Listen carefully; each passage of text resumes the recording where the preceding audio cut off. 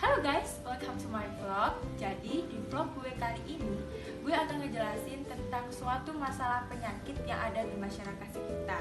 Pastinya kalian gak asing dengan penyakit ini. Apa sih penyakitnya? Penyakitnya yaitu diabetes mellitus. Di vlog gue kali ini, gue akan ngejelasin tentang jenis-jenis diabetes mellitus, diagnosis diabetes mellitus, dan faktor-faktor resiko diabetes mellitus. Jenis-jenis diabetes mellitus. Secara umum, diabetes dibagi menjadi dua, yakni diabetes tipe 1 dan diabetes tipe 2. Diabetes tipe 1. Diabetes tipe 1 disebabkan karena sistem kekebalan tubuh penderita menyerang dan merusak sel-sel pankreas penghasil insulin. Diabetes tipe 1 ini disebut juga dengan diabetes autoimun. Apa sih yang menyebabkan keadaan itu autoimun? Pemicu sebenarnya autoimun itu masih belum diketahui dengan pasti, tetapi dugaan yang paling kuat yakni adanya faktor genetik yang mempengaruhi faktor lingkungannya. Diabetes tipe 2. Diabetes tipe ini merupakan jenis diabetes yang paling sering terjadi. Diabetes ini disebabkan oleh sel-sel tubuh yang kurang sensitif terhadap insulin, sehingga insulin yang diproduksi tidak dapat dipergunakan dengan baik. Sekitar 90-95% penderita diabetes di dunia ini menderita diabetes jenis diabetes tipe 2 ini. Nah, selain kedua jenis diabetes tadi, yakni diabetes tipe 1 dan diabetes tipe 2, jenis diabetes juga ada lagi loh, yakni diabetes gestasional. Apa sih diabetes gestasional ini? Diabetes gestasional itu diabetes yang terjadi pada kehamilan. Diabetes ini menyebabkan perubahan hormon kepada ibu hamil. Namun, kadar gula darah ibu hamil itu akan kembali normal setelah ibu hamil mengalami proses persalinan.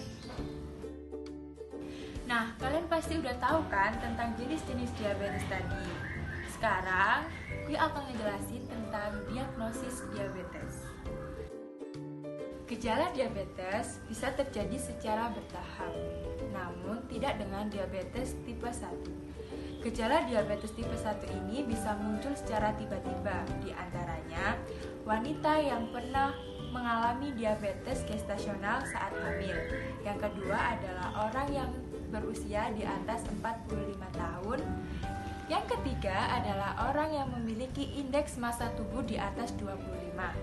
Dan yang terakhir yaitu orang yang didiagnosis mengalami prediabetes. Apa sih prediabetes itu?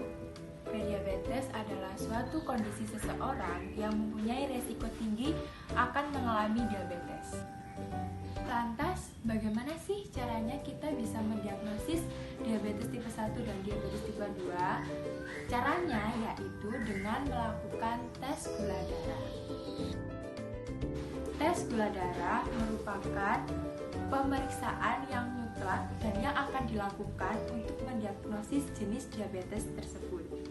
Apakah diabetes tipe 1 dan apakah itu diabetes tipe 2?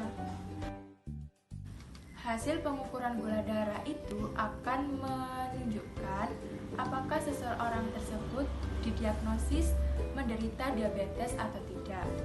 Dokter akan merekomendasikan untuk pasien agar menjalani tes gula darah dengan cara dan metode tertentu.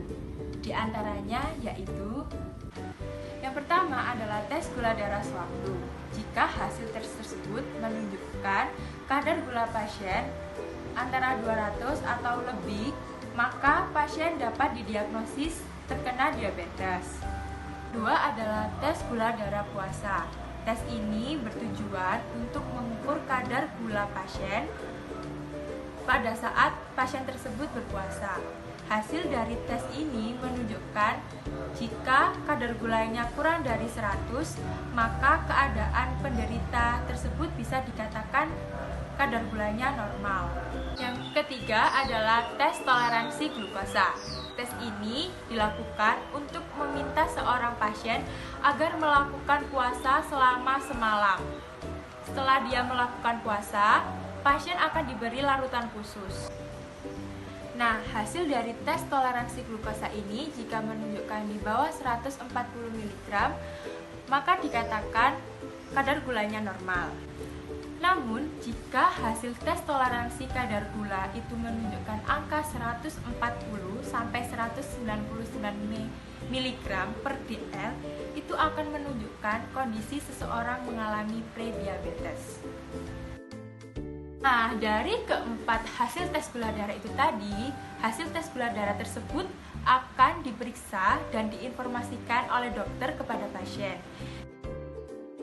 Jika pasien didiagnosis menderita penyakit diabetes, maka dokter akan merencanakan langkah-langkah selanjutnya untuk pasien melaksanakan pengobatan.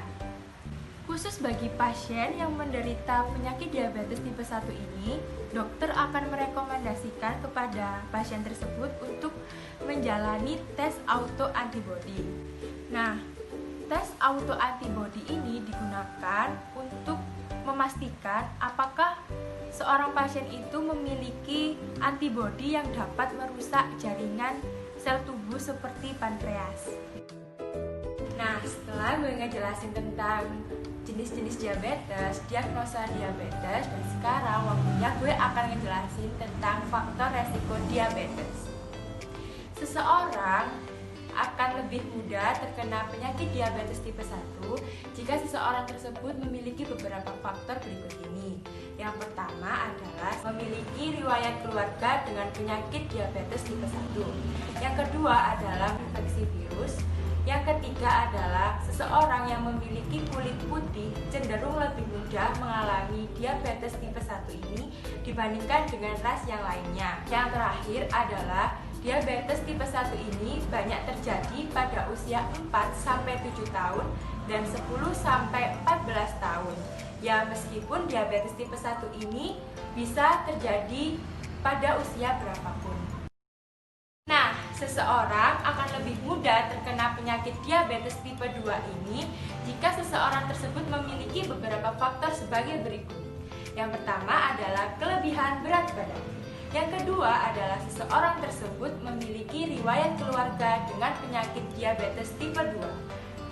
Faktor yang ketiga adalah kurang aktif beraktivitas fisik. Faktor yang keempat adalah faktor usia. Semakin bertambahnya usia, maka resiko terjadinya penyakit diabetes tipe 2 ini akan semakin meningkat. Yang kelima adalah menderita tekanan darah tinggi atau sering disebut dengan hipertensi. Dan faktor yang terakhir adalah memiliki kadar kolesterol yang tinggi. Ibu hamil yang menderita diabetes gestasional akan cenderung lebih mudah terkena penyakit diabetes tipe 2 ini. Selain itu, wanita dengan atau polycystic ovarian syndrome akan lebih cenderung mudah mengalami diabetes tipe 2 ini. Jadi itu tadi pemaparan materi yang bisa gue kasih ke kalian semua, yakni tentang jenis-jenis diabetes, diagnosa diabetes, dan yang terakhir adalah faktor-faktor diabetes. Nah, sekian dari gue. Apabila ada salah maupun informasi-informasi yang kurang jelas, terima kasih sudah menonton vlog gue kali ini. Jangan lupa ya like, comment, and subscribe di Juvlog. Juvlog, see you. Halo guys, welcome back. Jadi hari ini gue mau mewawancarain narasumber terkait penyakit diabetes. Nah, kalau kalian penasaran, ikutin perjalanan gue yuk ke rumah ibunya. Kuy. Perkenalkan, saya mahasiswa dari Fakultas Kesehatan Masyarakat Universitas Jember dari Prodi Ilmu Kesehatan Masyarakat. Di sini saya akan mewawancara ibu seputar dengan penyakit diabetes. Nah, ibu dengan siapa ya? Ya, namanya ibu siapa? Bu Darmi.